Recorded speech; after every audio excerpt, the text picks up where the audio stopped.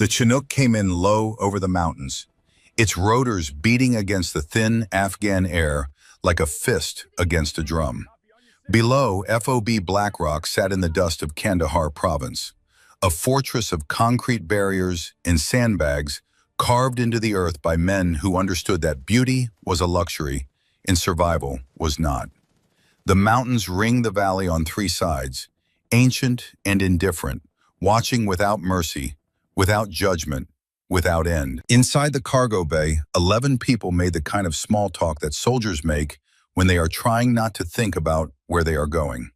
Replacements, supply personnel, an embedded journalist with a camera bag too clean to have seen anything real yet. They swapped names, units, hometowns. They passed around a bag of beef jerky. They did what human beings do when they are afraid. They filled the silence with noise. Staff Sergeant Sarah Calloway did none of these things. She sat at the far end of the bench with her M110 sniper rifle cradled across her body the way a mother holds a child she is afraid to set down.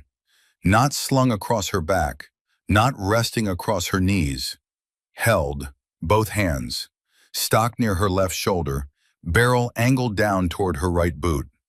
Her eyes were open, and they moved, slowly, methodically, across every face in that cargo bay, every shadow near the ramp, every shift in the body language of the crew chief standing by the door. She had not spoken a single word in 2 hours. The journalist, a younger man with a notepad already open on his knee, had tried twice. The second time he leaned forward and asked her name, she looked at him with eyes so steady and so still that he simply nodded, wrote nothing, and looked away. The soldiers nearest her had long since angled their bodies in the opposite direction, not out of hostility, out of the instinct that living things develop around other living things that operate on a different frequency. When the ramp dropped and the dust of FOB Blackrock rose up to meet them, Sarah Calloway was the first one off. She moved fast despite the weight of her rucksack, despite the heat, despite the rifle she refused to sling. Her eyes were already working, sweeping the landing zone, the guard towers, the shadows between buildings. They were inside the wire. There were concrete barriers and armed sentries and cameras on every corner. None of that mattered to her. Her eyes kept moving. Lieutenant Declan Marsh was waiting near the landing zone, his uniform the color of a landscape bleached by 6 months of unforgiving sun. He was 28 years old, sharp-eyed and serious in the way that junior officers become serious after their first real deployment, when they understand that the decisions they make have weight. He had read Sarah Calloway's file 3 times in the past 48 hours.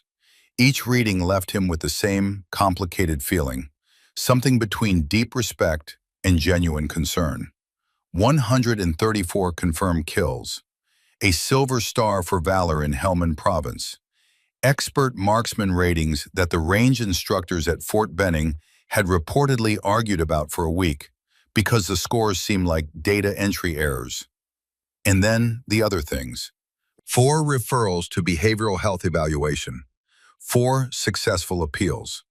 A note from her previous commanding officer that said only this: results speak, be patient with her methods. Marsh extended his hand as she approached. Staff Sergeant Calloway, welcome to FOB Blackrock. She shifted the rifle to her left hand without breaking stride, shook briefly with her right, and looked past him toward the northern perimeter. Sir, where's my bunk assignment? I'd like to get settled and survey my sector before nightfall. Marsh blinked. He had planned a brief orientation, introductions, a tour of the key positions, an overview of the patrol schedule. He looked at the rifle in her hand. He looked at her eyes, which had already moved past him and were now tracking something along the northern wall, something he could not see. He made a decision. Corporal Briggs will show you to the barracks, he said. Corporal Ann Briggs was 26, a combat medic with a wide, honest face and the kind of quiet competence that keeps people alive in the field. She stepped forward with a professional smile. This way, Sergeant. Building 3, you'll be bunking with... She stopped. Sarah had already walked past her. Briggs looked at Marsh. Marsh looked at the rifle. Neither of them said anything. The barracks in Building 3 smelled the way all forward operating base barracks smell. Gun oil, dust, the particular funk of men living in close quarters under sustained stress. 12 bunks, 8 of them occupied. Specialist Troy Garrett, 24 years old and 6 feet of lean Texas confidence, was sitting on his bunk cleaning an M4 when Sarah walked in. He looked up. He took in the rifle in her hands. He looked at it again to make sure he was seeing what he thought he was seeing. SFC, Douglas Reardon, the platoon sergeant, was a bear of a man with 15 years in the Army in the hands of someone who had spent those 15 years doing exactly what the Army asked of him. He stood up from his bunk and extended one of those hands. "You must be our new—" He stopped. Sarah had walked directly to the bunk assigned to her, dropped her rucksack, and begun rearranging the space with the focused efficiency of someone completing a task already worked out in her head. She moved the bunk 6 inches to the left. She tested the sight lines to both exits. She positioned her rucksack at the foot of the bunk, within arm's reach of where her legs would be when she lay down. Through all of it, the rifle never left her hands. Reardon tried again. "I'm SFC Reardon, platoon sergeant. That's Specialist Garrett. Corporal Briggs you've met. We've also got—" "Pleased to meet everyone," Sarah said without looking up. She was arranging her gear now, creating precise zones on and around the bunk. Ammunition here, maintenance kit there, hydration system within reach, medical supplies accessible but not in the way. The rifle rested across her thigh, her right hand draped over it even as her left hand worked. Garrett leaned toward the man beside him and lowered his voice to a register that was quiet, but not quiet enough. "Is she going to sleep holding that thing too?" Sarah's head did not turn, but something in her posture shifted, a barely perceptible acknowledgement that she had heard. She said nothing. She kept working. That night at dinner, every eye in the platoon tracked her from the moment she walked into the chow hall. She carried the rifle to the serving line, through the line to the table. She sat, placed it across her lap, and ate with one hand while the other rested on the stock. The conversation around her table did not stop, but it changed, became quieter, more careful, finding its own path around the silence she occupied. Lieutenant Marsh made his way to her table with his tray. He sat across from her and gave himself a moment before speaking. "Sergeant Calloway, the armory here is secure. Standard practice is to store your weapon there when you're off duty. Keeps things clean, keeps things regulated." Sarah looked up from her tray. Her expression was composed. "With respect, sir, my rifle stays with me. The regulation allows for personal retention of assigned weapons at the commander's discretion. I'm requesting that discretion. My rifle is maintained to a higher standard than general armory inventory. I am responsible for its readiness at all times." Marsh studied her for a long moment. She was right about the regulation, and pushing the issue on her first full day seemed like spending political capital on the wrong battle. "Fine," he said, "but it needs to be secured when you're sleeping." "It will be, sir," she said, and she returned to her meal. What Marsh did not yet understand, what none of them understood, was that her definition of secured and theirs were entirely different things. That night, as the platoon settled into their bunks and the sounds of the FOB shifted into its nighttime register, generators humming, distant radio chatter, the steady footsteps of guards on their rounds, Sarah lay down fully clothed, boots loosely laced for quick tightening, rifle positioned along her right side, stock near her shoulder, barrel toward her feet, her right arm draped over it, not clutching, just present, the way you keep a hand on something you cannot afford to lose. In the bunk across from her, Garrett shook his head in the dark. "That is not normal," he whispered to Briggs in the next bunk over. Briggs kept her voice low. "She's adjusting. New unit, new deployment. Give her time." Reardon, lying in his own bunk with his eyes on the ceiling, said nothing. He had been in the Army long enough to recognize the signs, the hypervigilance, the inability to separate from the weapon, the constant state of readiness that did not switch off when the danger switched off. He had seen combat stress shape soldiers into versions of themselves they had not chosen. He made a mental note to speak with Lieutenant Marsh in the morning. In the darkness, Sarah heard all of it. She heard the whispers, the concern wrapped in judgment, the quiet certainty that something was wrong with her. She had heard it before, at her last unit, at the unit before that. She had always heard it, and it had always felt the same, like being told that the sky was green when you could see perfectly well that it was not.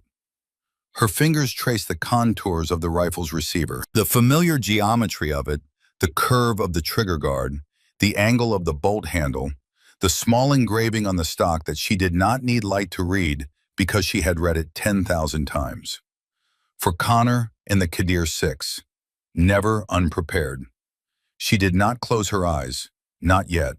Somewhere beyond the wire, beyond the guard towers and their pools of halogen light, beyond the concrete barriers and the razor wire, and everything men build to convince themselves they are safe, something was out there.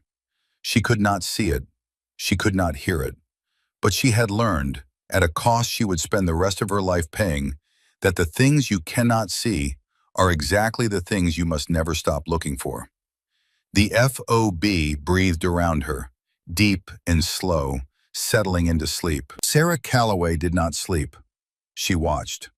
The second morning began the way mornings in Kandahar begin, with light that comes too fast and too hard, turning the dusk gold before the heat turns it white.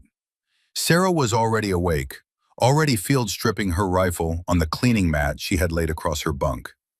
Each component arranged with the precision of a surgical instrument: bolt carrier group, firing pin, cam pin, bolt. Her hands moved through the sequence with the unconscious fluency of a pianist playing a piece learned in childhood. Garrett emerged from his bunk, squinting, stumbled toward the door, stopped when he saw her. "You sleep at all, Sergeant?" "Enough," Sarah said. She ran a bore brush through the barrel with long, even strokes. He stood there for a moment, studying her. She looked alert, clear-eyed. Not the blurred exhaustion of a sleepless night, but something stranger. A clarity that had no business existing in a body that had not rested. It made him more uncomfortable than exhaustion would have. The morning patrol went without incident. Standard presence patrol through 2 nearby villages. Sarah took overwatch on a compound rooftop, her scope sweeping the alleys and doorways and the blank faces of walls that could hide anything. When a brief firefight erupted, 3 fighters emerging from a tree line with Kalashnikovs, her response was immediate and without theater. 820 meters. Wind from the northwest, 7 miles per hour. Elevation adjusted. First shot. The lead fighter dropped. Second shot. Before the sound had finished traveling across the valley, the flanking fighter fell mid-step. Third shot. The remaining fighter, already turning to run, was down before the decision to run had finished forming. 11 seconds. 3 rounds. 3 kills. Holy! Corporal Briggs breathed into her radio. Garrett keyed his mic from his position on the ground. She didn't even hesitate. When they returned to the FOB that afternoon, something had shifted in the platoon's relationship to Sarah Calloway. The mockery had gone quieter. The sideways glances had changed texture. Less amusement, more attention. She was still strange. She was still the woman who carried her rifle to breakfast. But she was also undeniably something else. She did not notice the shift. She was already busy. She had requisitioned a digital camera from the supply sergeant. A simple request, simply granted. By 1400 hours she was on Tower 4, not for any assigned duty, but because Tower 4 gave her the best sightline to the northern ridgeline. She began photographing. Not random images. A systematic grid, left to right, near to far, documenting the terrain with the patience of someone who intended to know it better than it knew itself. She stayed until the light changed. She photographed the same positions in different light because shadows lie, And the truth is only visible when you have seen the same ground at enough different times to know what should not be there. Reardon found her there at sunset, still working. Calloway. What the hell are you doing up here? Establishing baseline documentation, Sergeant. If something changes up there, I'll know. Changes like what? Sarah lowered the camera and looked at the ridgeline. Her voice was even, unhurried, like someone who had already thought this through and was simply reporting the conclusion. Someone watching us who shouldn't be there. Reardon felt something cold move through him, despite the warm evening air. You see something specific? Not yet, Sarah said, but I'm looking. That night at dinner, the conversation at the platoon's table turned to her again, quieter than before, but no less worried. Garrett and Briggs on one side, Reardon watching from the end. She's out there photographing rocks for 3 hours, Garrett said. My cousin came back from his second tour doing stuff like this. Couldn't go anywhere without his sidearm. She saved our lives today, Briggs said. 3 shots, 11 seconds. That's not someone losing it. That's exactly what worries me, Reardon said quietly. She's extraordinary in the field. But look at her. She's treating the chow hall like a combat zone. He was right. Sarah sat at the far end of the table, rifle across her lap, back to the wall. Her free hand rested within inches of the stock. Her eyes tracked every person who entered or left the room. Not suspiciously, not frantically, but with the steady, professional attention of something that never blinks. On the third morning, before full light, before the rest of the platoon had stirred, before the FOB had shifted from its nighttime rhythms into the machinery of day, Sarah was on Tower 4 with her camera. She photographed the ridgeline at 0430. She had photographed it at 0430 the previous morning as well, establishing what she called in her notebook a temporal baseline. The same ground, the same time, 2 consecutive days. She was reviewing the images on the camera's small screen when she stopped. She enlarged the image, brought it as close as the camera's software would allow, looked at it for a long time without moving. A point of light, small, precisely positioned, at a bearing of approximately 1,200 meters, in a section of the ridgeline that was nothing but broken rock and scrub brush, and the kind of silence that has no business ending before sunrise. It was not a reflection. The sun was behind the mountains. There was no surface at that angle, in that position, that could catch and return ambient light at 4:30 in the morning. It was artificial. A lens, a scope catching something, a headlamp, a field device, a piece of equipment with a faint internal glow. The kind of thing you would never see unless you were looking for it. The kind of thing that would vanish by the time anyone else arrived to confirm it. Sarah sat with the camera in her hands and the image on the screen for a long time. She was not afraid. Fear was not the right word for what moved through her in that moment.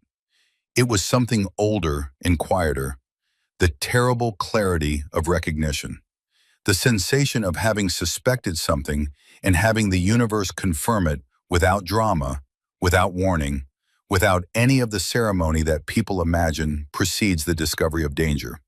Someone was up there, and they were watching. She downloaded the images to her laptop, opened the files, and began to cross-reference. Previous images from Tower 4, taken at different times of day. She pulled up the FOB's activity log, supply deliveries, patrol departures, leadership meetings conducted outdoors, shift changes at the guard towers.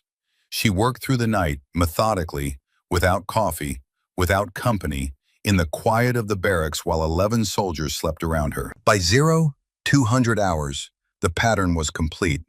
The scope glint appeared in her images 3 times over 96 hours of documentation. Each time it appeared during a window of significant FOB activity. The large resupply on the second afternoon, the patrol briefing conducted outside the TOC on day 1 because the building's air conditioning had failed. The commander's call held in the open courtyard the previous morning. High-value observation windows. Every one of them. This was not a shepherd. This was not a curious local. This was a trained observer with optics, positioned at 1,200 meters, systematically mapping the activity patterns of FOB BlackRock. Sarah sat back. She thought of a name for him, because naming a threat was the first step toward understanding it, and understanding it was the first step toward surviving it. The Watcher. She opened her notebook to a fresh page and began to write. Not a report yet, something more immediate than that. A letter she would never send, to a man she would never stop missing, in language that was too honest for any official document. Connor, she wrote, I see him out there. He's patient. He's professional. He's been watching this place with the same discipline you taught me to watch with. And nobody here even knows he exists yet. He's good. Not as good as you were, but good enough to hurt these people if I'm not ready. She paused, looked at the inscription on the rifle stock.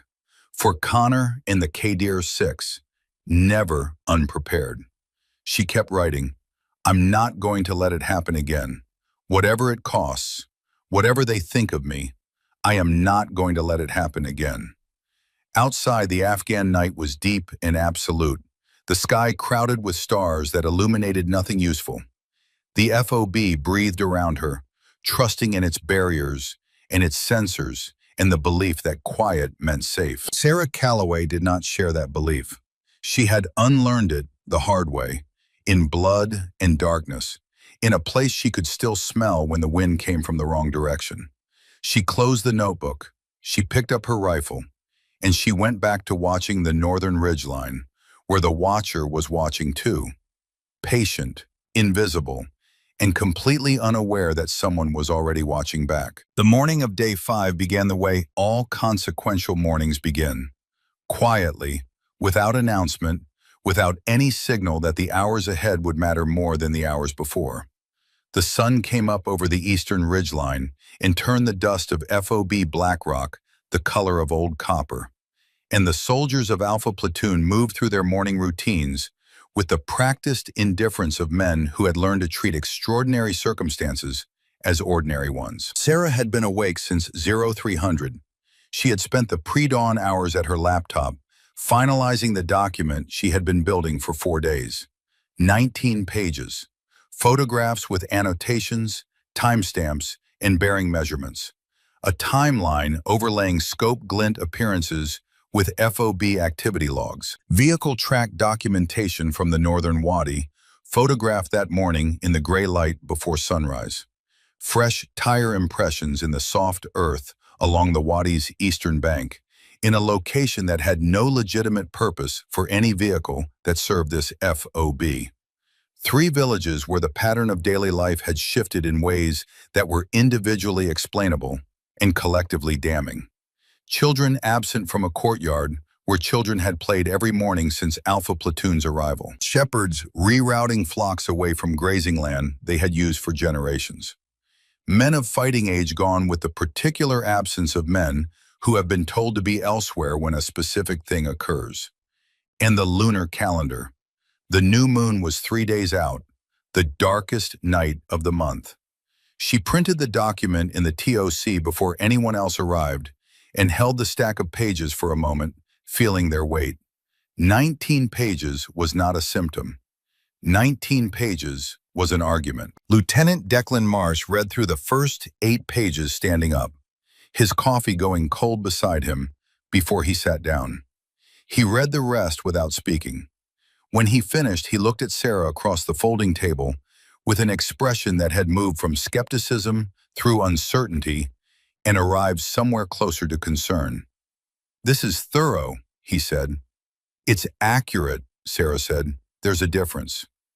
Marsh tapped the photograph of the scope glint. This could still be a reflection, some piece of metal up there catching ambient light. Sarah set another photograph beside it. That one was taken at 0430. There is no ambient light at 0430, Lieutenant. That is an artificial light source. A scope, a thermal device, something with internal illumination. Someone is up on that ridgeline with optics, and they are watching this FOB on a schedule that corresponds exactly to our highest activity windows. Marsh looked at the timeline. He looked at the vehicle tracks. He looked at the notation about the villages and the absent men of fighting age. He was quiet for a long moment. "I need to take this to Captain Haynes," he said finally. Sarah nodded. That was what she had expected him to say. Captain Robert Haynes had commanded FOB Blackrock for 9 months and had 3 months remaining before he rotated home to a retirement he had been planning for 2 years. He was not a careless man, and he was not a dishonest one. He had earned his rank through sustained competence and wore it without pretension. But he had also spent 9 months managing the particular arithmetic of forward operating base command, the balance between genuine threat response and the institutional cost of false alarms, between the vigilance that kept soldiers alive and the hypervigilance that exhausted them into uselessness. He read Sarah's report with the careful attention it deserved. He asked several questions. He went back and reread 2 sections.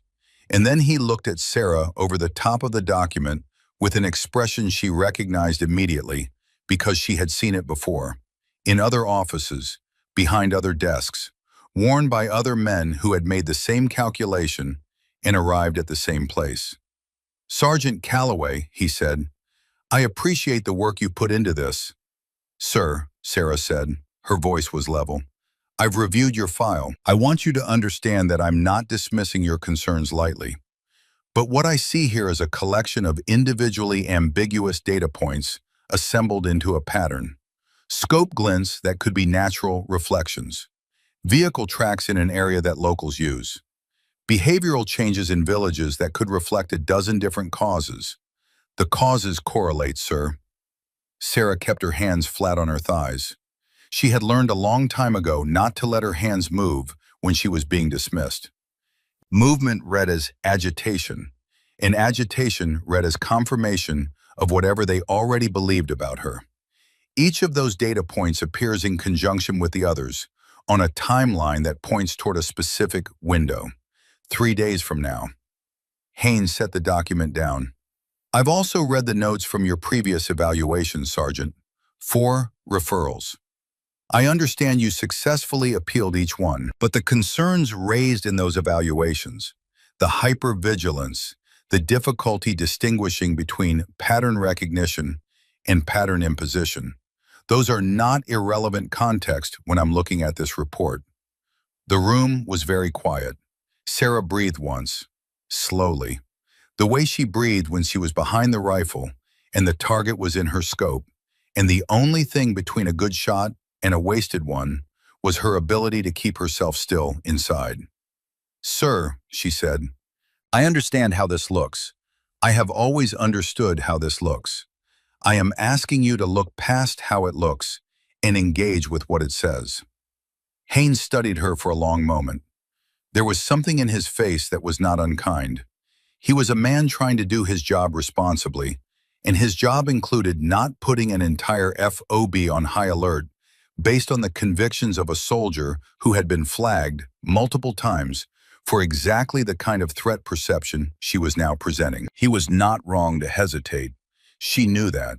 She had always known that. It did not make the hesitation any less dangerous. "I'll increase the northern patrol rotation," he said. "1 additional guard shift on towers 4 and 5. That's what I can authorize based on what you brought me." Sarah stood. "Yes, sir," she said. "Thank you, sir." Outside the office, Marsh caught up with her in the narrow passage between the TOC and the armory. He fell into step beside her without speaking for a moment. "Then, I believe some of this," he said quietly. "The timeline, the village patterns, keep documenting. If anything changes, anything more concrete, bring it to me directly, day or night." Sarah looked at him. It was the first time since her arrival that someone had offered her something other than concern or dismissal. It was a small thing, but small things in the right circumstances are not small at all. She nodded once. Then she went back to work. The afternoon of day 6 began like any other afternoon in Kandahar. Heat that turned metal handles into brands and made the air shimmer over the flat rooftops of the outlying compounds. Sarah climbed Tower 4 at 1400 hours, camera in hand, and began her daily documentation of the northern ridgeline. She had been working for 20 minutes when she saw it. The scope glint appeared at its usual bearing, 1,200 meters, the broken rock face below the ridgeline's second peak. But this time it was not pointed toward the TOC, or toward the landing zone, or toward the armory. It was pointed toward Tower 4, toward her. Sarah did not move. She kept the camera raised and looked through the viewfinder at the point of light, and the point of light looked back at her across 1,200 meters of Afghan afternoon. She understood immediately what had happened. The watcher had been watching her watch him. He had noticed the pattern, the woman on Tower 4, the same times each day, the same camera, the same systematic documentation. He had understood what she was doing the same way she had understood what he was doing. He knew. They regarded each other across 1,200 meters of empty air for 90 seconds. Sarah counted them. She did not lower her camera.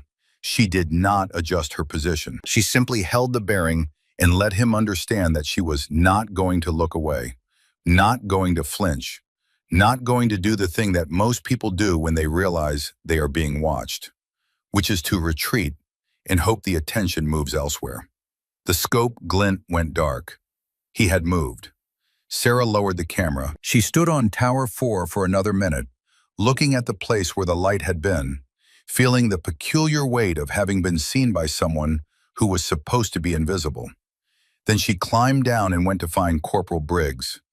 She found her in the aid station, restocking supply bins with the methodical thoroughness that characterized everything Briggs did. Briggs looked up when Sarah entered and read something in her face immediately. "Sit down," she said. "You look like something found you." Sarah sat. She told Briggs what had happened on the tower. Not all of it, not the letter to Connor, not the full weight of what she was carrying, but the essential fact. He knows I'm watching him, which means he's going to move his timeline up. He can't afford to let me keep building the picture. Briggs set down the supply bin. Her voice was careful. "Does Haynes know about this?" "I'll document it and file it." Sarah's voice was flat. "He'll note it and file it. Then what do we do?" Sarah looked at the rifle across her lap. "What I always do," she said. "I get ready." That night, Garrett came to sit beside her bunk after dinner. He did so without fanfare, without the performance of casual indifference that he usually wore like a second uniform. He simply sat on the bunk across from hers, put his elbows on his knees, and looked at the inscription on her rifle stock. "For Connor and the Kadir 6, he read quietly, never unprepared. He was quiet for a moment. Then, "Who was Connor?" Sarah looked at him for a long time. She had told this story before, in fragments, in the clinical language of after-action reports and behavioral health evaluations. She had never told it the way it needed to be told. She had never found anyone worth telling it to correctly.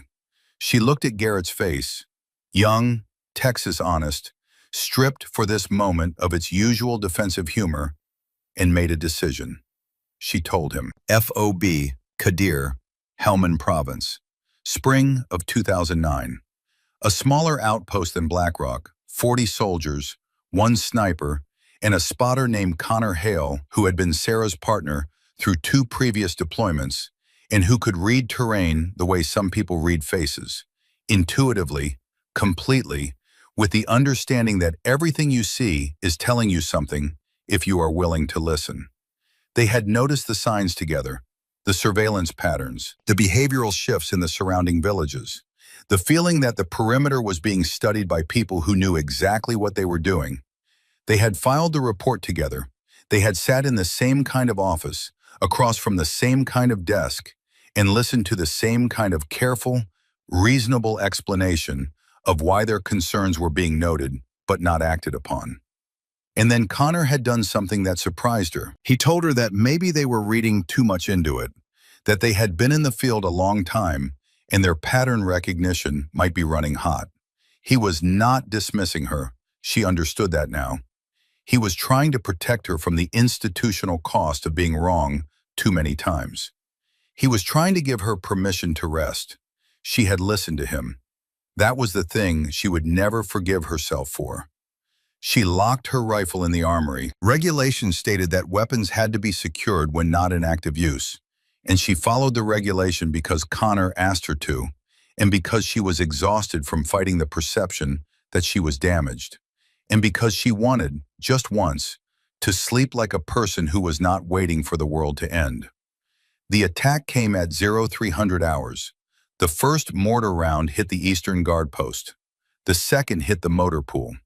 By the time Sarah was fully conscious, the barracks was already filling with smoke, and the sound of small arms fire was coming from the northern perimeter, exactly the direction she had told them to watch. She ran for the armory. The armory was 60 meters from the barracks, along a path that crossed an open courtyard. She was 30 meters into that courtyard when she saw Connor. He had reached the armory first and was trying to get the door open. He had the key. His hands were steady. He was going to make it. He did not make it. She watched him fall. She watched it happen the way you watch things happen when time has gone wrong. Too slowly, with too much clarity, with the terrible completeness of something that cannot be taken back. She was too far away to reach him. She had no weapon. She was a sniper without a rifle, a guardian without the means to protect. And the man who trusted her most in the world was dying 30 meters away in a courtyard she was too exposed to cross. She survived by going down, by pressing herself into the shadow of a concrete barrier and going completely still and letting the darkness and the chaos and the volume of the firefight work in her favor. She lay in the dirt for 4 hours while the battle moved around her, while the quick reaction force fought its way to the FOB, while the shooting finally stopped and the silence came back. The different kind of silence that follows violence, heavy and final and wrong. 7 people died that night. Connor Hale. 6 others whose names she carried the same way she carried his, not as memory but as weight, permanent and load-bearing. The rifle she carried now was not the one that had been in the armory that night. That one had been damaged. She had this one built to the same specifications, same weight, same balance, same feel in her hands, because she had made a promise over Connor's body in the gray light of that morning, in the smell of smoke and the particular quiet that follows catastrophe. Never again, never separated, never unprepared. Garrett had not moved during the telling. He sat with his elbows on his knees and his eyes on the floor, and when she finished, he stayed that way for a long time. Around them, the barracks was very still. Reardon, who had been pretending to read on his bunk, was no longer pretending. Briggs, who had come in quietly during the story, stood near the door with her arms folded across her chest and her jaw tight. Finally, Garrett looked up. "I'm sorry," he said, "for the jokes, for the first day, for all of it."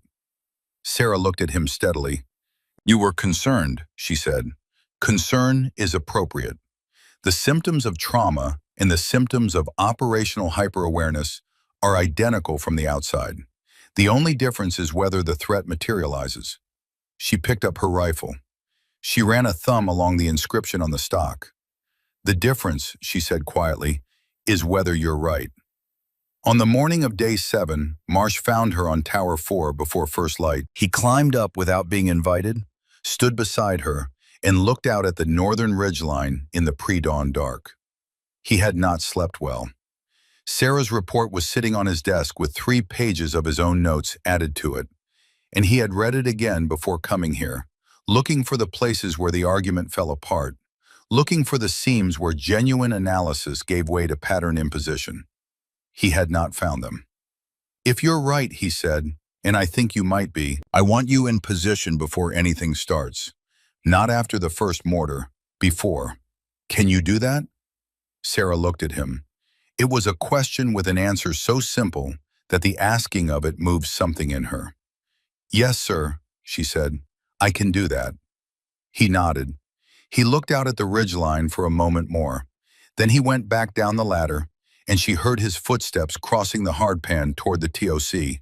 and she turned back to the darkness and kept watching. That evening, she packed her go-bag with the care she gave to everything that mattered: water, medical supplies, batteries for the thermal scope, ammunition, 10 magazines of 20 rounds each, plus 7 more in a secondary pouch. 400 rounds total, double the standard combat load. Garrett came to stand beside her bunk as she arranged the magazines. He looked at the stack of them. He looked at her. "That's 400 rounds," he said. "Yes," she said. "Standard load is 200. Yes." He was quiet for a moment. "That's insane," he said. But there was no mockery in it anymore. It came out flat and observational, the way you note a fact you don't fully understand but have decided to respect. Sarah sealed the go-bag. "No," she said, "that's math." She lay down that night with the rifle along her right side and the go-bag at the foot of her bunk, and her boots laced to the point of quick release. The FOB settled into its nighttime sounds. The generators, the distant radio traffic, the footsteps of the guard rotation making their rounds on the perimeter wall. She did not sleep.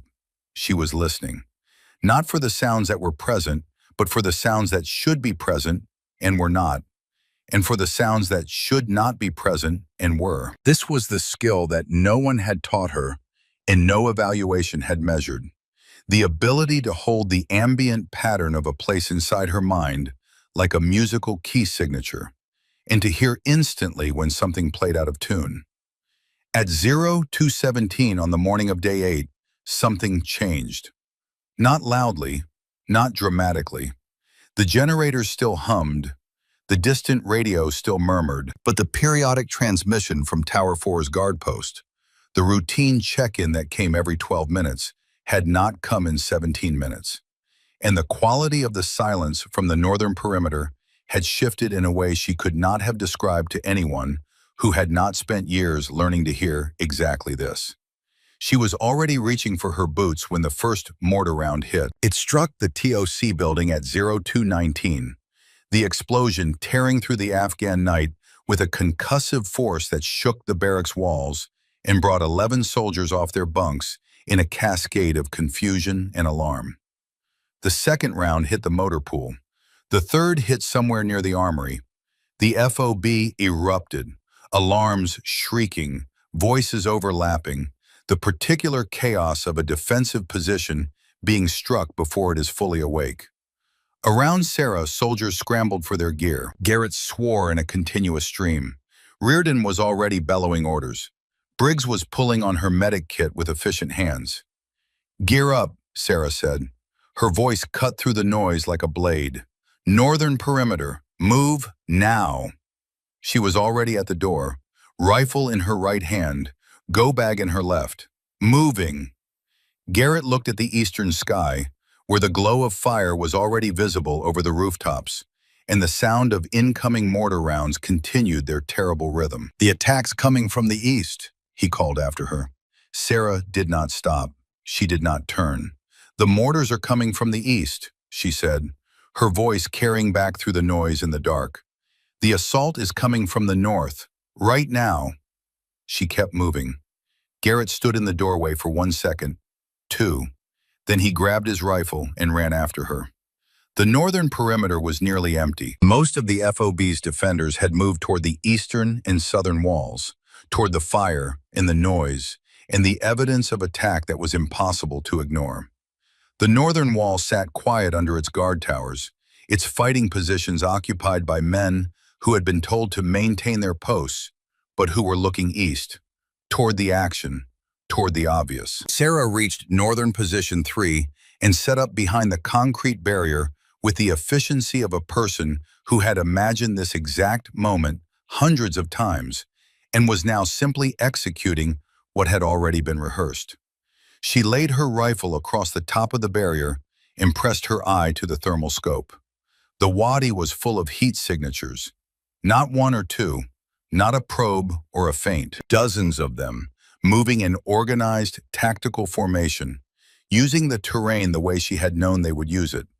The low ground for concealment, the ravine walls for cover, the dead space in the sensor coverage she had identified on day 2, and documented on page 7 of the report that Captain Haynes had noted and filed.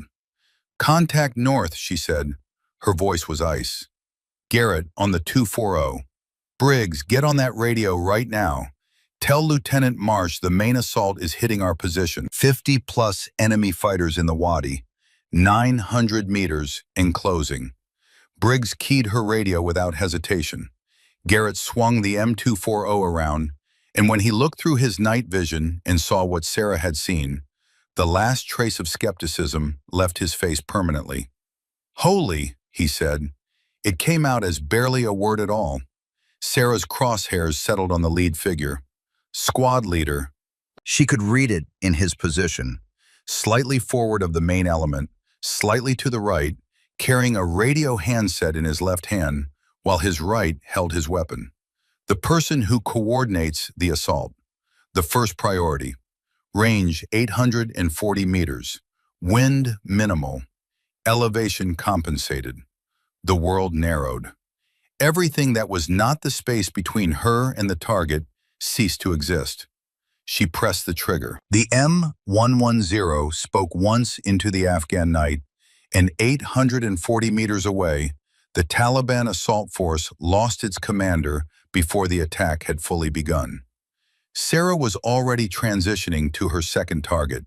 The enemy had expected to find a distracted, disrupted defensive force, its command structure shaken by mortar fire, its attention fixed east, its northern wall undermanned and unprepared. They had planned for a FOB that was looking the wrong way. They had not planned for Sarah Calloway. Behind her, Marsh's voice crackled over Briggs's radio. "All positions, this is Overwatch 1. Intelligence confirms enemy assault force approaching from the northern sector. All available units reinforce northern perimeter immediately." Too late for that to matter, Sarah said to no one in particular. She was already acquiring her third target. A fighter moving to set up a recoilless rifle on the left flank. The kind of weapon that could punch through the FOB's concrete barriers if it found the right angle. She had identified him by the length and weight of what he was carrying, by the way 2 other fighters were moving to support him rather than to advance. She understood his purpose before he was in position to fulfill it. She ensured that he never fulfilled it. Shot 3. Shot 4. The recoilless rifle team went down, and without that fire support, the left flank of the assault had no way to suppress the defensive position they needed to cross to reach the wire. Garrett was firing now, the M240 throwing long streams of tracer fire into the darkness, and the combined effect of precision sniper fire and machine gun fire on a force that had been told this position would be lightly defended was catastrophic and immediate. The assault force faltered. Fighters went to ground. The coordinated momentum of the attack, the irreversible kinetic energy of men moving forward together toward a single objective, broke apart under the weight of fire coming from exactly the place it was not supposed to be coming from. Then, from the ridgeline, a single shot came back. It struck the concrete barrier 6 inches to the left of Sarah's head, and the fragment that peeled off the top of the barrier cut a thin line across her right cheekbone. She did not flinch. She did not move. She assessed the angle of impact, the bearing, the elevation. 1,200 meters, plus or minus 50. The ridgeline, the familiar position, the watcher. He was still there. He had waited for the assault to begin before engaging her, knowing that in the confusion of battle, she would be harder to protect and easier to isolate. He had been patient. He had been professional. He had understood exactly where she would be because he had watched her establish this position over 6 days of careful observation. He was good. She had told Connor so in the letter she had written 4 days ago. He was not good enough. A second round came in high, striking the sandbag to her right and spraying her shoulder with debris. She felt the impact but not the pain. Pain was information she would process later. She estimated his position from the muzzle flash she had caught in the thermal scope. A brief, brilliant bloom of heat at bearing 1,230 meters, slightly left of his previous position. He had moved. He was using the terrain the way she would have used it. She adjusted her elevation and windage. She slowed her breathing to the cadence Connor had taught her in their first deployment together. "Let him shoot first," he had said. "Read the wind from his muzzle flash. Then answer." She was answering. Reardon arrived with his fire team and slid into the position beside her. He took one look at the battlefield, the bodies in the wadi, the broken assault force, the magazines in Sarah's go bag, and the two already expended beside her rifle, and his face went through several expressions before settling on something that had no word for it in any language he knew. "You tried to tell us," he said, almost to himself. Sarah was already back on her scope. "Stay on the right flank, Sergeant," she said. "They're going to probe there next. Watch the ravine entrance at your 2 o'clock. She was right. The battle was not over. But the calculus of it had changed, irrevocably, the moment the first Taliban fighter had stepped out of the wadi and found, instead of a quiet wall and sleeping soldiers, the patient and unwavering attention of a woman who had not fully slept in 8 days and had no intention of stopping now. The battle had a sound. It was not the sound that civilians imagine when they imagine war. The cinematic swell of chaos and drama, the operatic quality of movie violence. The sound of this battle was smaller and more terrible than that. It was the sound of individual decisions being made at the speed of survival. The crack of Sarah's rifle, the sustained mechanical drumbeat of Garrett's M240, the shorter, sharper reports of Reardon's fire team as they found their positions on the right side of the fighting post. And underneath all of it, threading through the gaps between gunshots like water finding the low path in broken ground, the sounds of the assault force. Shouted commands in Pashto, the scrape of boots on rock, the particular cry that crosses every language barrier without translation. Sarah heard all of it. She processed none of it consciously. She was inside the sequence now. The rhythm she entered in combat that had no name in any clinical manual, but that felt, from inside, like the world slowing down to a speed her nervous system had been built for. Breathe. Acquire. Press. Follow through. Cycle the bolt. Find the next target. Breathe. Shot 5 was a PKM gunner trying to set up a crew-served machine gun position in the dead ground 60 meters left of the wadi's mouth. She had identified him by his movement, the crouch, the way he angled his body to use a rock outcropping for support, the second man moving to feed ammunition. A PKM in that position would have overlapping fire with the wadi approach and could suppress the fighting post long enough for the assault element to cross the open ground to the wire. She understood his intention completely, the way she understood everything in this space, not through analysis, but through the accumulated knowledge of a soldier who had spent years learning to see the battlefield the way a chess player sees a board. 3 moves ahead, every piece understood in terms of what it intended rather than what it was doing. She did not let him complete the setup. Shot 6 came immediately after. A fighter in the center of the assault element who had been shouting, reorganizing, redirecting, trying to restore the momentum that the first 5 shots had shattered. Leaders were identifiable not by their rank or their equipment, but by their behavior, by the way others oriented toward them when the plan stopped working. She had been watching for this man since the first shot. She found him and removed him from the equation with the same clinical precision she brought to everything else. The assault force was fracturing. She could see it in the thermal scope, the coherent movement of organized fighters breaking apart into smaller clusters, each cluster making its own decision about whether to advance or take cover or find a reason to go backward.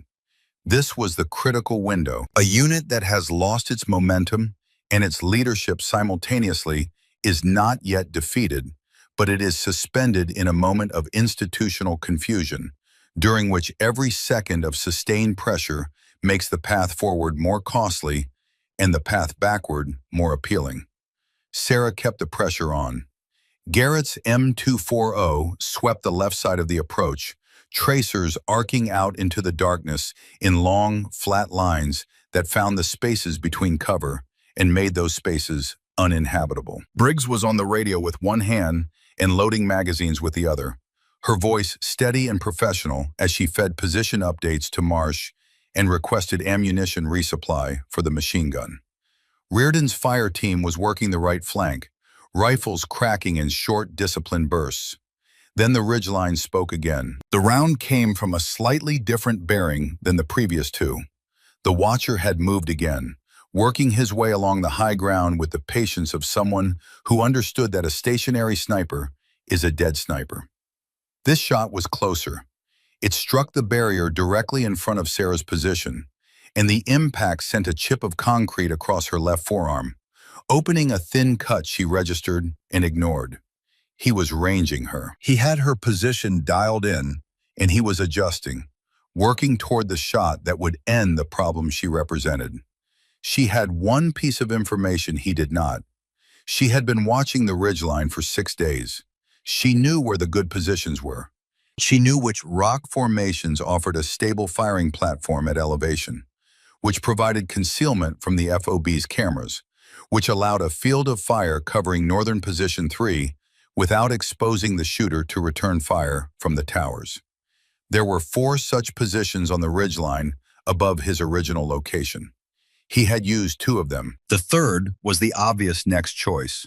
A ledge below the second peak that offered superior elevation and a slight rightward shift in angle that would give him a better shot at someone positioned behind the left side of her barrier.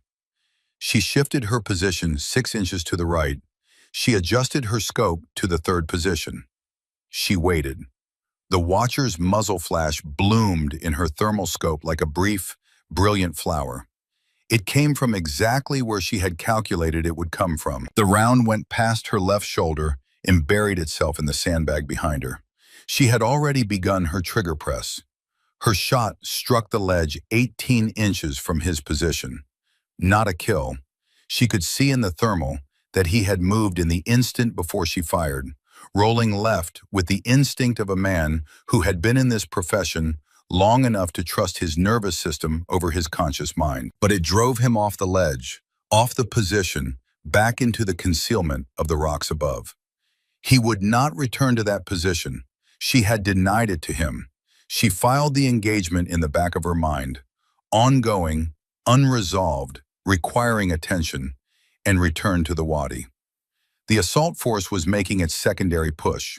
Smaller teams now, more dispersed, probing rather than surging, looking for the gap in the defensive fire that the massed assault had failed to find. This was the tactical adaptation of a force that had been led well enough to have a contingency, an acknowledgement that the initial plan had failed, and a pivot to something more sophisticated. She respected the professionalism of it, even as she worked to defeat it.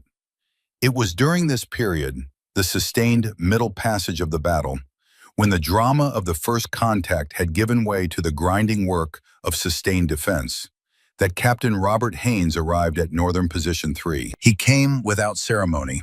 No aide, no radio operator trailing him, no announcement of his presence.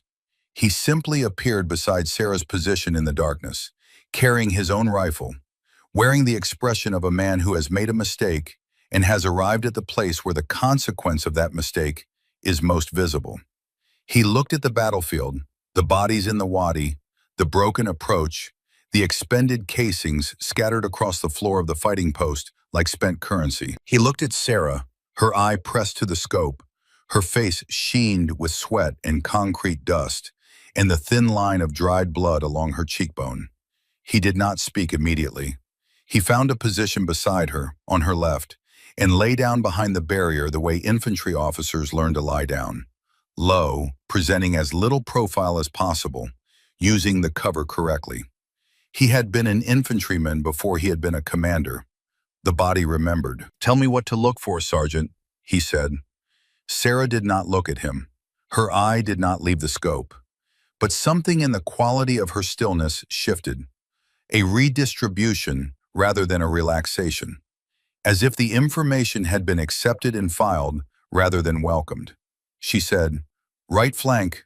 Ravine entrance at 2 o'clock, approximately 400 meters. There's a team trying to work through the dead ground. They'll emerge near the base of that rock formation, the one shaped like a broken tooth. They think it's a blind spot. Haynes raised his rifle and found the position she had described. He was quiet for a moment, acquiring the picture in his optic. Then, I see movement. How many?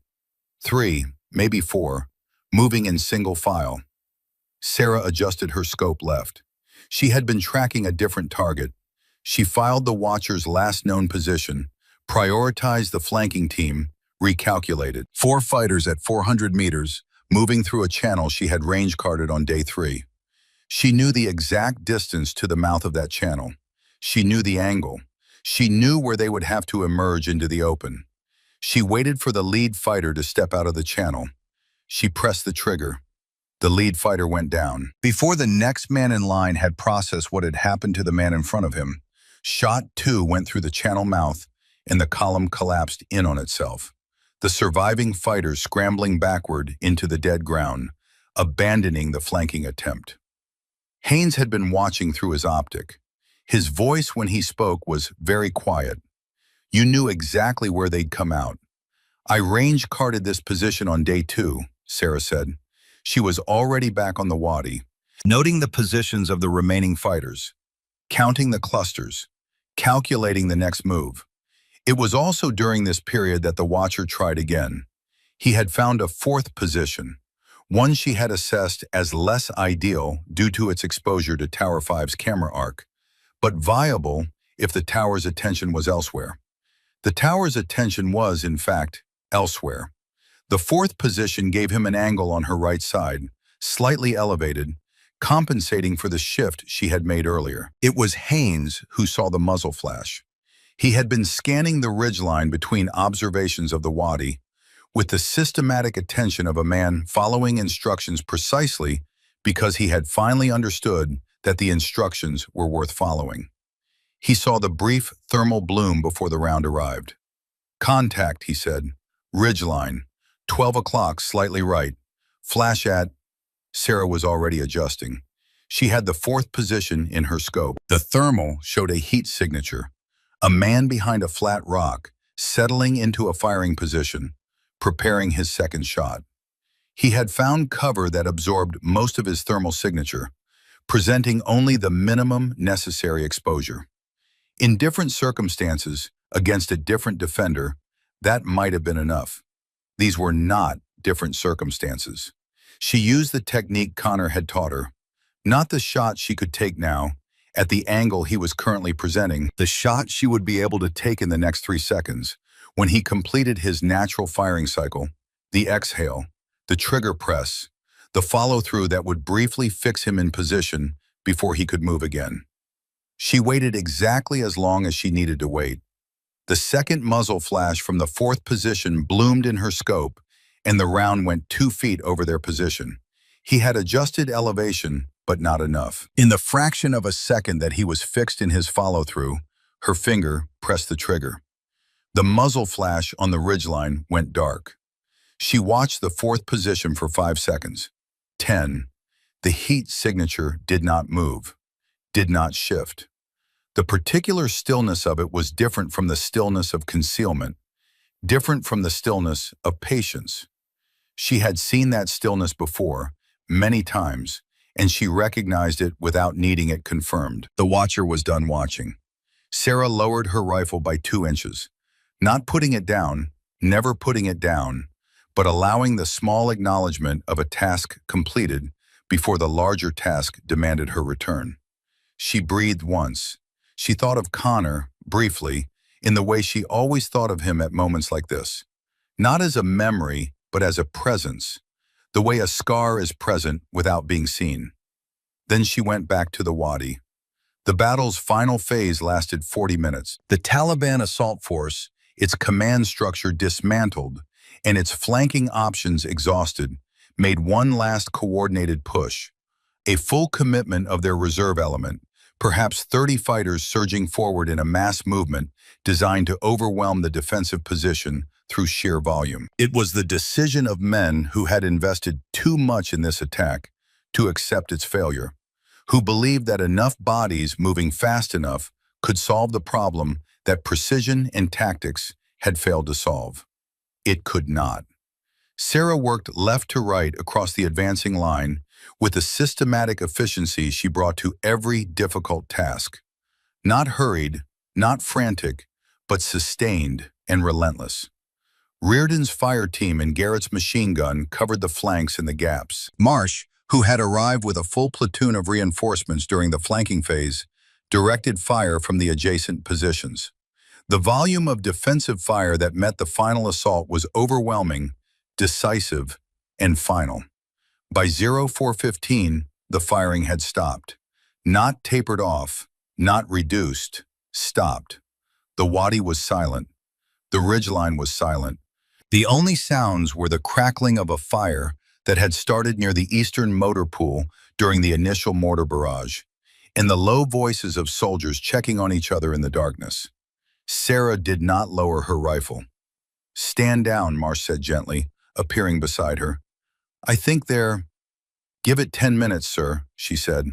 Her voice was barely above a whisper, hoarse from the dust and the shouting and the hours of tension held inside her chest. "If they're genuinely withdrawing, the thermal pattern will show dispersal.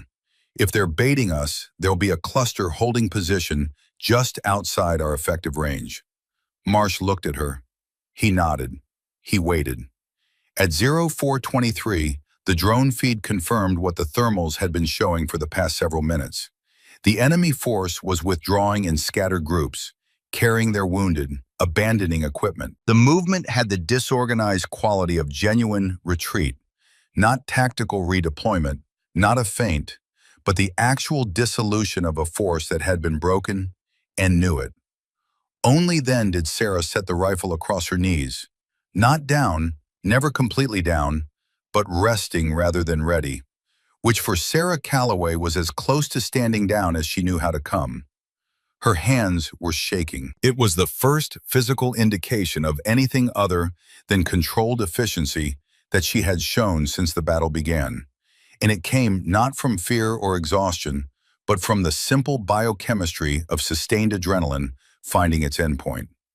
She looked at her hands for a moment, observing the tremor with the same detached attention she brought to everything, and then she allowed herself to sit back against the barrier. Briggs was beside her immediately. The medic's hands moved with professional efficiency. The cut on Sarah's cheek, the debris wound on her forearm, the shoulder that had absorbed the recoil of somewhere north of 300 rounds. She worked in silence for a moment before speaking. "How many rounds?" Sarah tried to count. She looked at the expended magazines arranged beside her position in the unconscious orderliness she brought to everything. "Lost count after 200, she said. Garrett had been counting.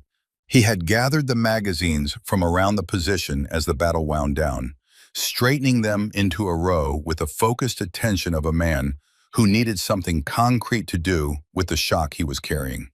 He counted them twice to make sure. 17 magazines, he said. He looked up at her. 340 rounds, Sergeant. The mathematics of it sat in the air of the fighting post, without anyone adding to them for a long time. It was Reardon who eventually put a number to the other side of the equation. He had been moving through the battlefield with the intelligence team since the firing stopped, doing the grim work of accounting. He came back to the position as the eastern sky was beginning to show the first gray suggestion of morning. He pulled Sarah gently aside and spoke quietly.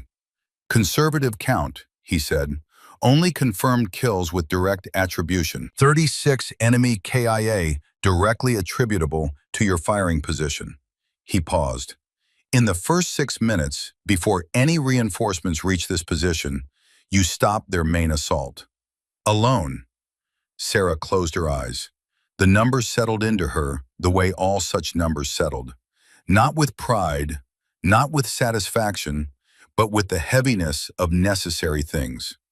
36 men, 36 sets of consequences radiating outward into the world she would never see. She did not believe in celebrating the arithmetic of combat. She believed in its necessity, which was different, and she carried the distinction carefully. Reardon said nothing more.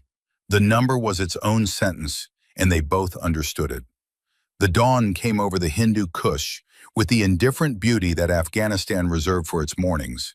The light coming in gold and clean over mountains that had watched 1,000 years of violence and remained unchanged by all of it. The FOB began the slow process of accounting for itself.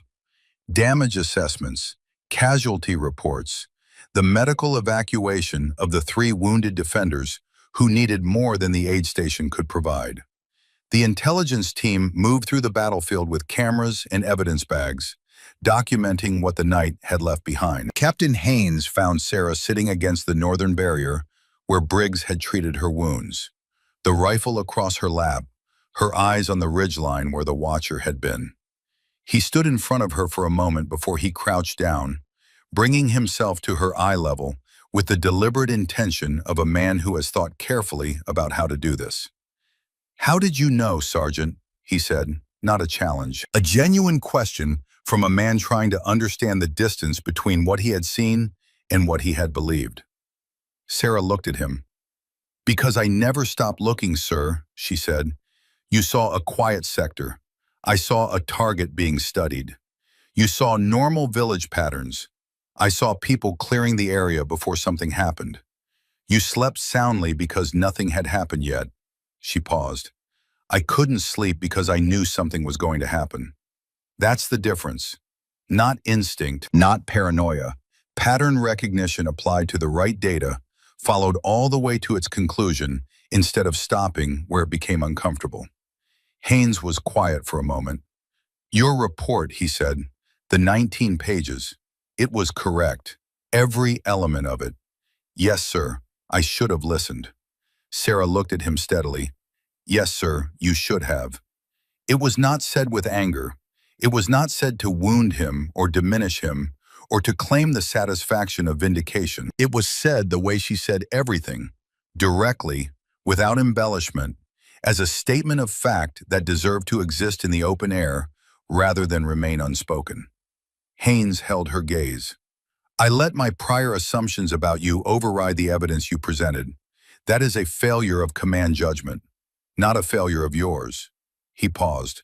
"I won't make that mistake again. And I am going to make certain no other commander in this theater makes it either." He stood. He looked at the northern ridgeline for a moment. Then he walked away toward the TOC, where the reports and the communications and the institutional machinery of aftermath were waiting for him.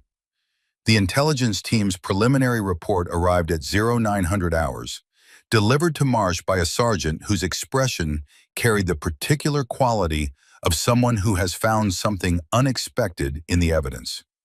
Marsh read it once, read it again, and brought it directly to Sarah. She read it standing up, her rifle slung across her back, the morning sun beginning its work on the Kandahar dust.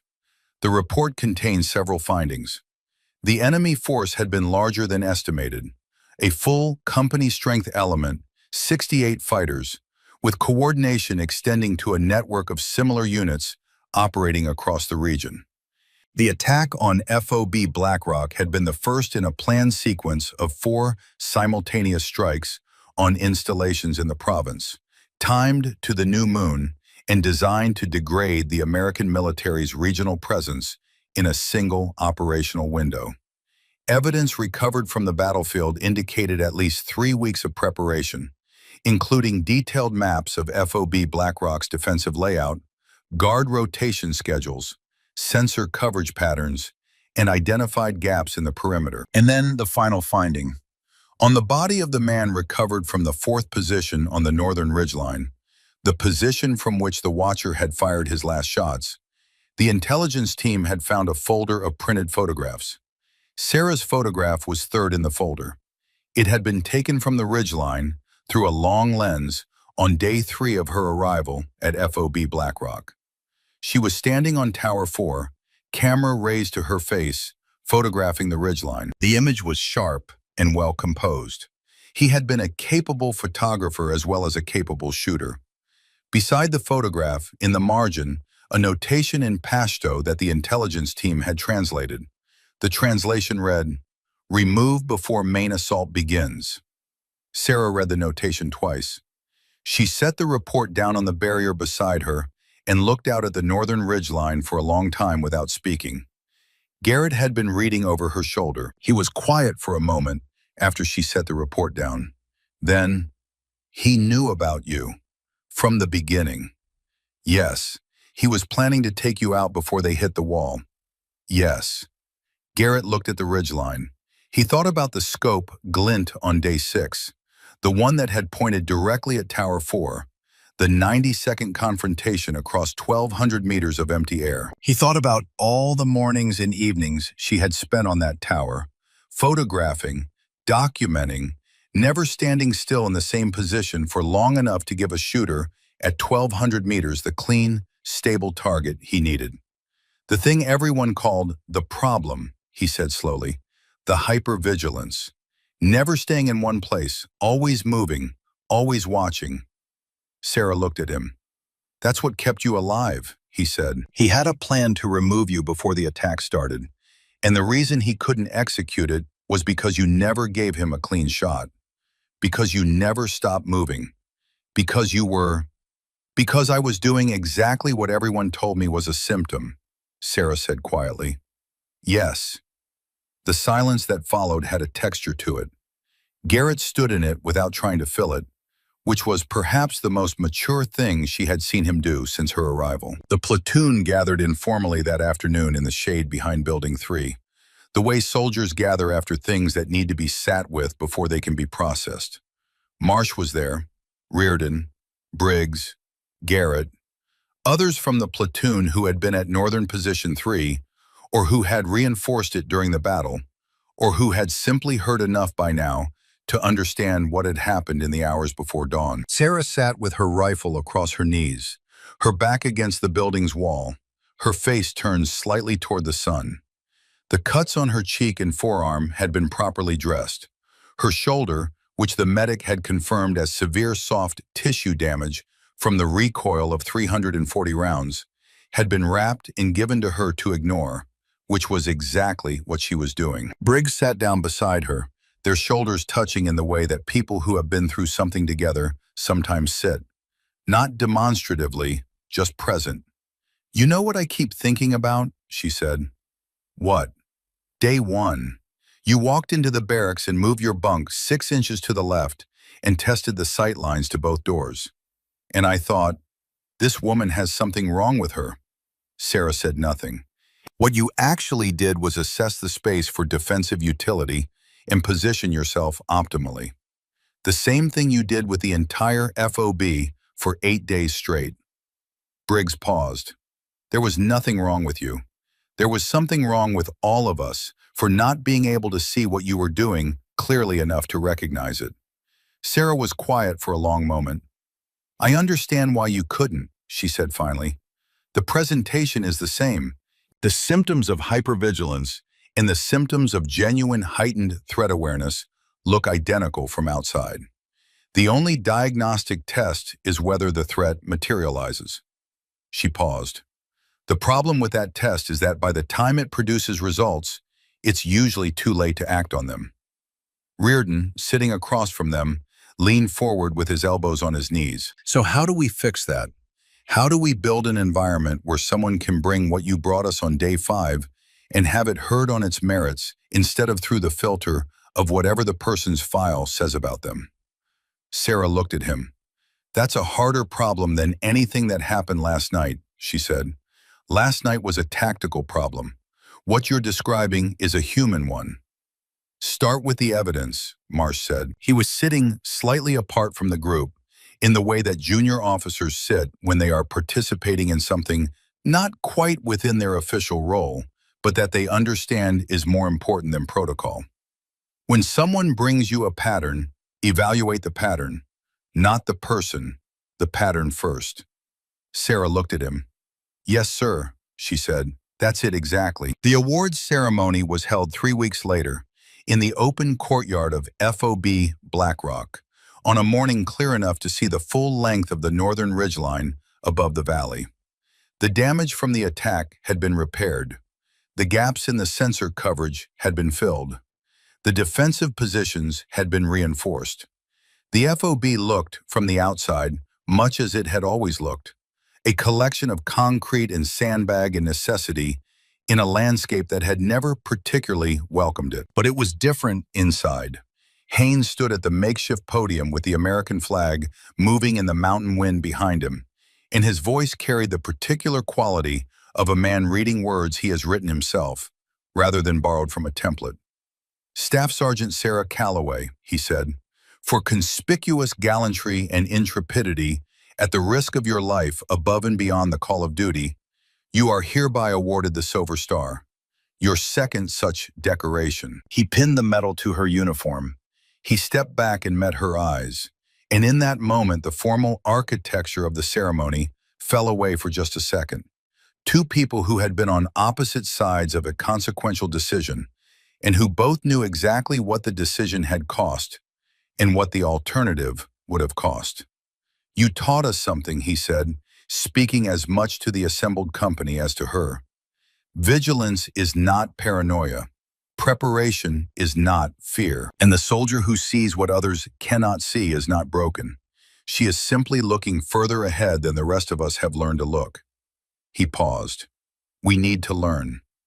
The company responded, not with the theatrical enthusiasm of a crowd that has been told to be moved, but with the genuine, uncurated response of soldiers who had been inside this specific story and knew exactly what it meant.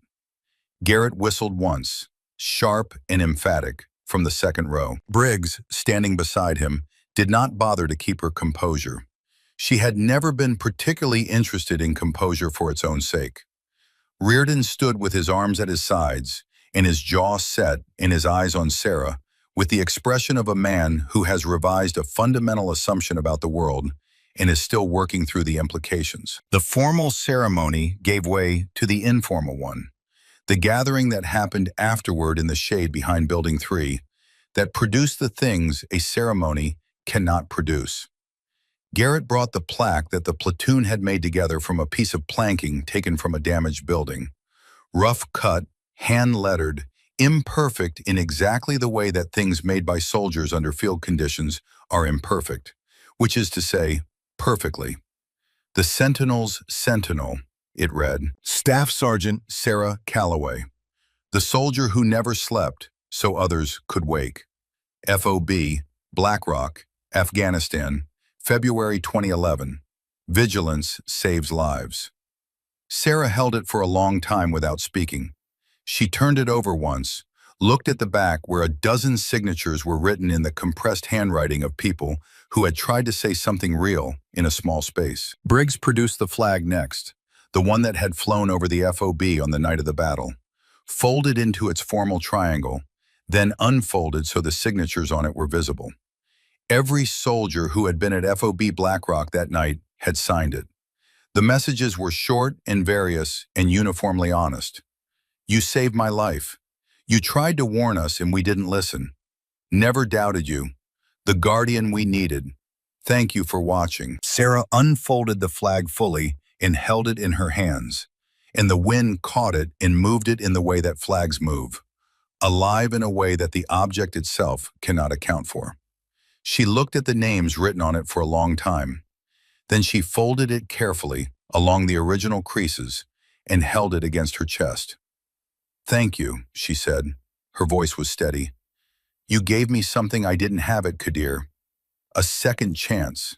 A chance to get it right." "You did more than get it right," Reardon said. "You set the standard for what right looks like." There was more she could have said. There was a great deal more she could have said about Connor Hale, about the years between Qadir and Black Rock, about the cost of carrying something heavy enough to change the shape of a person, and the strange, ambivalent gift of finding out that the shape it changed you into was exactly the shape the moment required. But she had never been a person who said more than was necessary, and the people standing around her did not need it explained. They had been there. That was enough. The institution of Black Rock Watch happened officially 2 days before Sarah's rotation orders came through. Haynes signed the order himself, formalizing what had already become practice.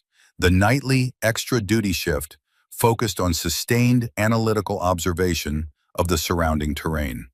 Pattern documentation. Baseline maintenance.